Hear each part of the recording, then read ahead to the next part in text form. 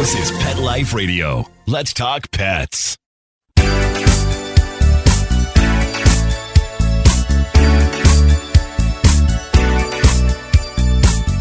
Hello! You're listening to Animal Party on Pet Life Radio. And I am just, I prepared for today's show, did my research, got all my news items, was ready to go. And then, what did I see just before coming on air? An extinct canine has been brought back to life. Yeah, really, okay. They're calling this part of a project they call the resurrection of charismatic megafauna. Yeah. That doesn't sound so exciting. What is it? It's a wolf. It's a wolf that has been extinct for 12,000 years.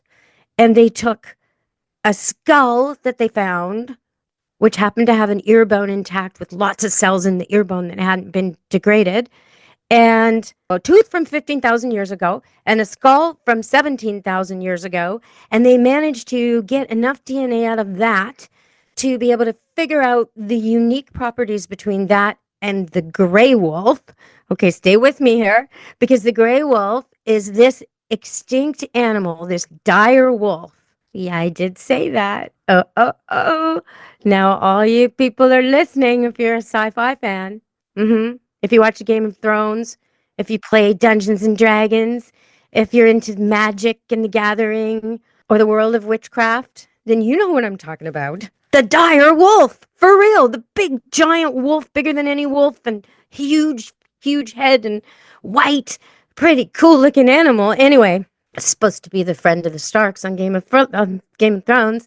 That animal, and I gotta say, on TV, it's not real. So the actual animal has a bigger head and bigger jaws, different sort of face and bone structure than the gray wolf, but is only a little bit bigger than the gray wolf. Still, the gray wolf's a big animal, so no slouch on the size here. And they used to bring down bison and deer and all that. So, wow. So there's dire wolf puppies out there now. And so they did all this, and they're working on some other animals, like the dodo bird and the woolly mammoth, maybe, and other animals that have become extinct. So there's so much that comes out of this for me. First of all, do we want to do this?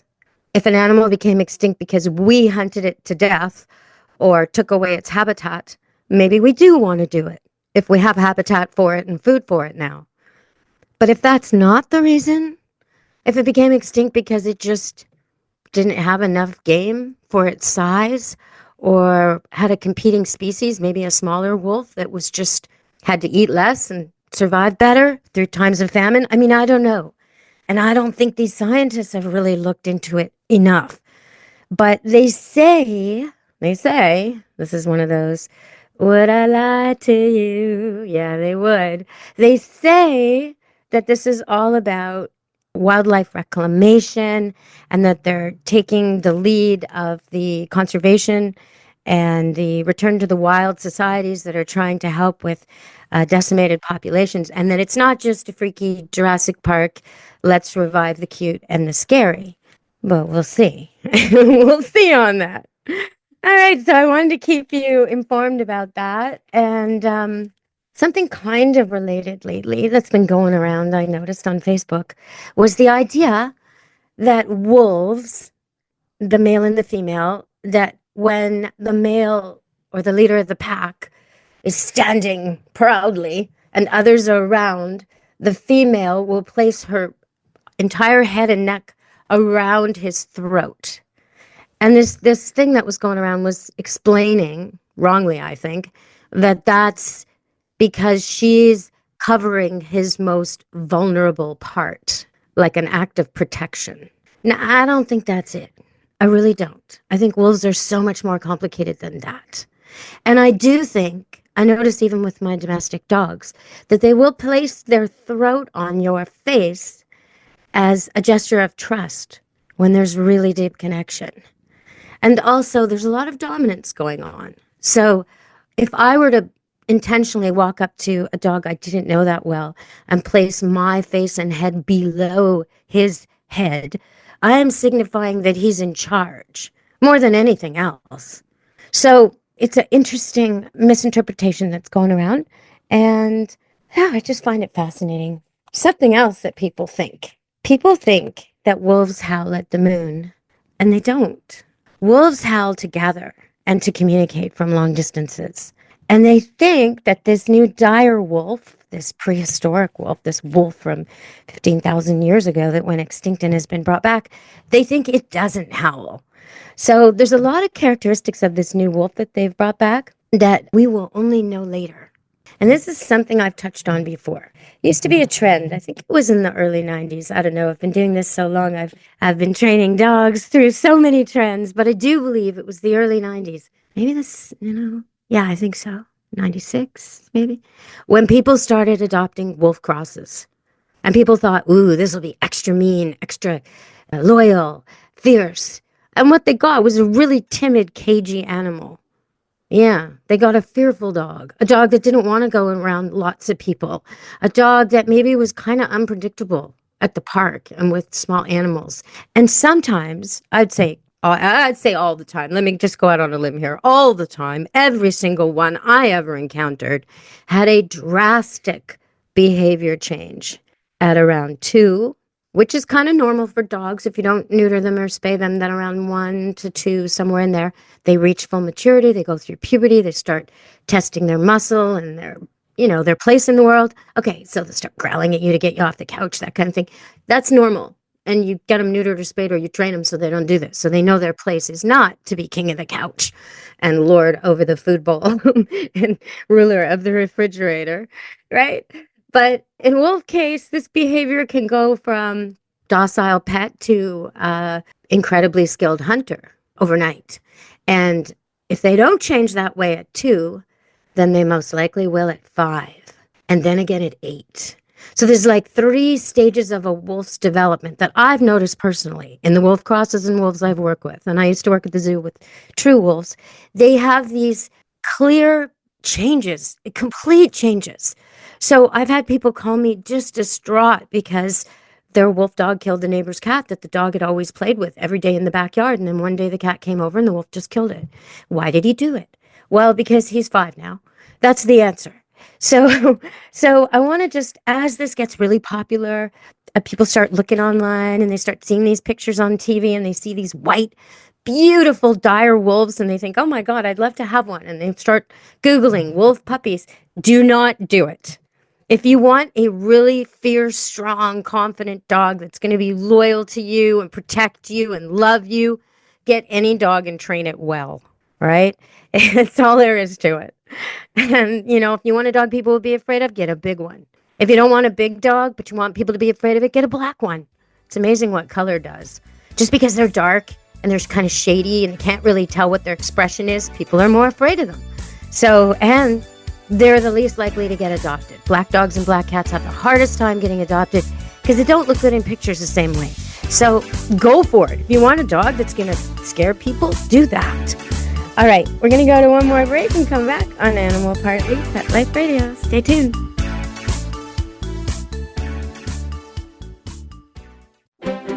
You know the expression, cats have 9 lives. Well, what if you can give them one more? The Give Them 10 movement is on a mission to help give cats an extra life. How? With spay and neuter. Spaying or neutering your cat helps them live a longer, healthier life. And it helps control free-roaming cat populations too. Learn more about the benefits of spay and neuter and meet Scooter, the neutered cat, at givethem10.org. That's givethem10.org. Let's Talk Pets on PetLifeRadio.com.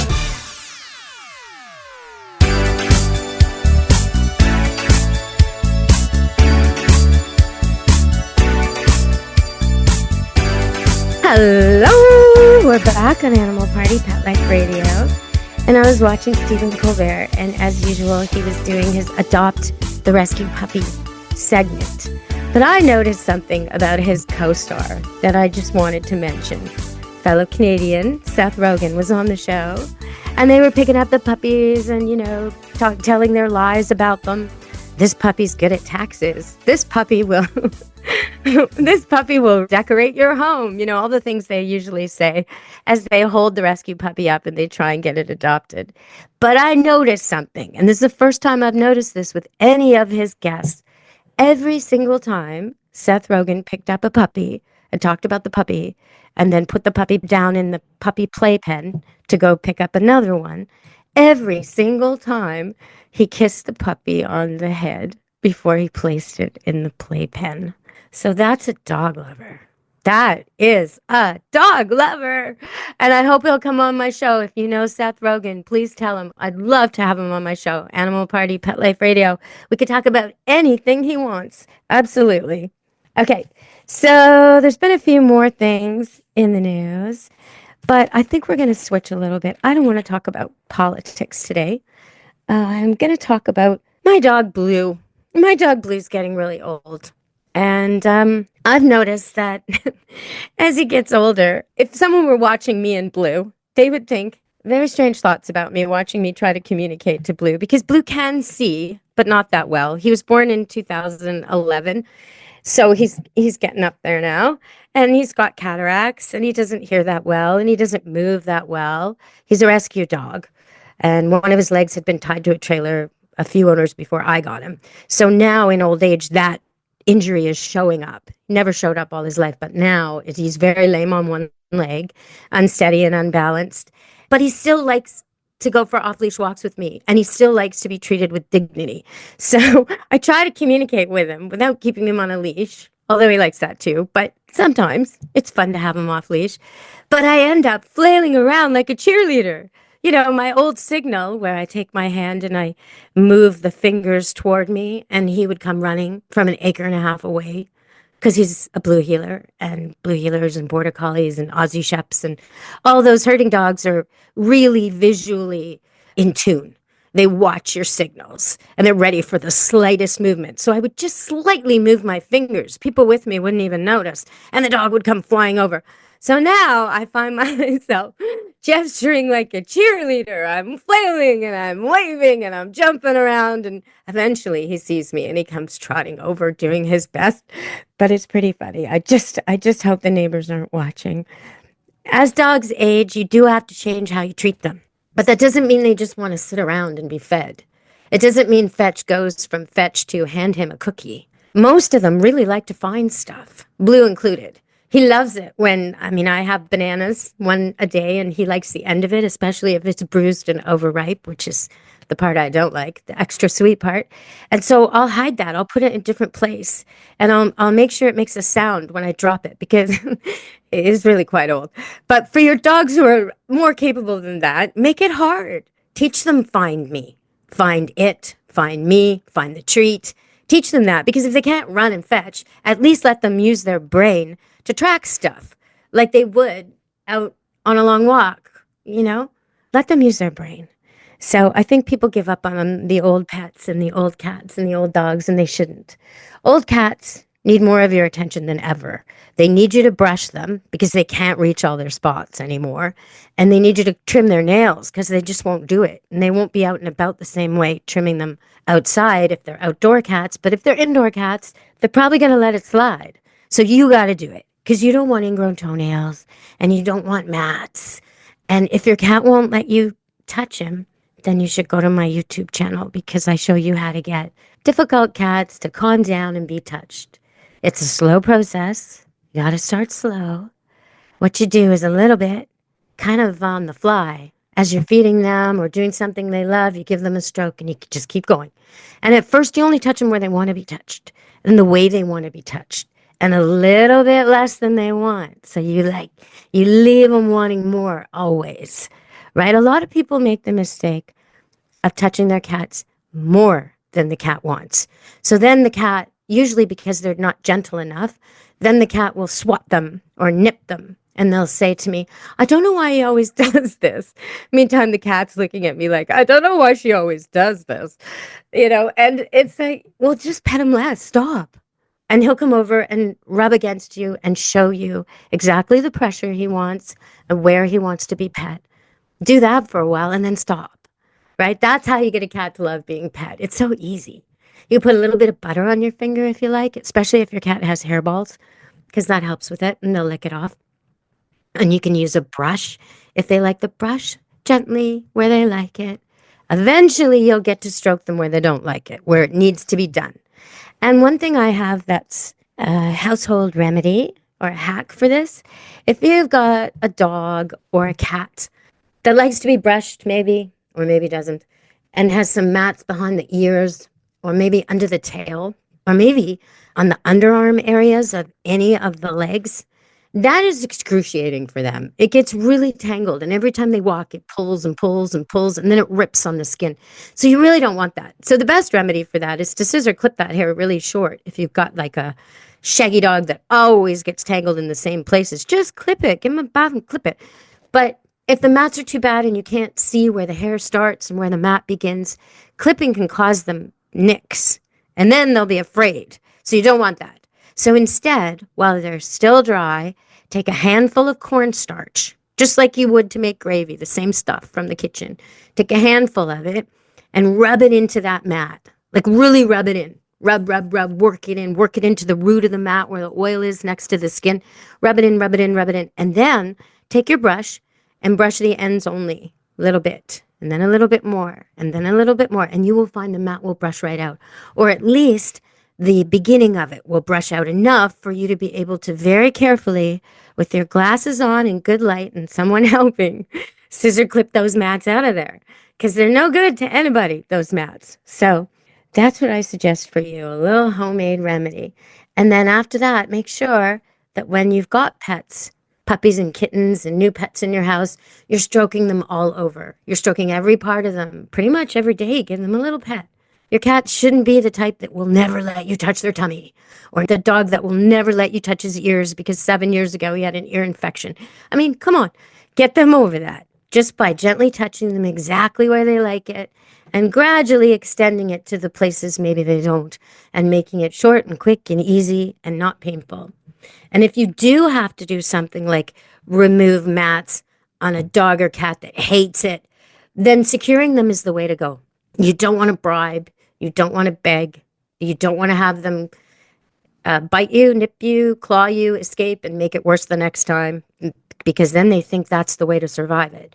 You want them totally secured, even if you need helpers, totally secured. So the whole thing is very, very calm and positive, and you only let them go when they're calm and positive. And again, Deb Wolfe, expert on YouTube, will show you all that. All right, everybody, it's been a great show. And I want to talk about avian flu on a future show. So I'm booking an expert for that. And I'm going to be covering some cat topics coming up. I've got a cat expert coming on the show.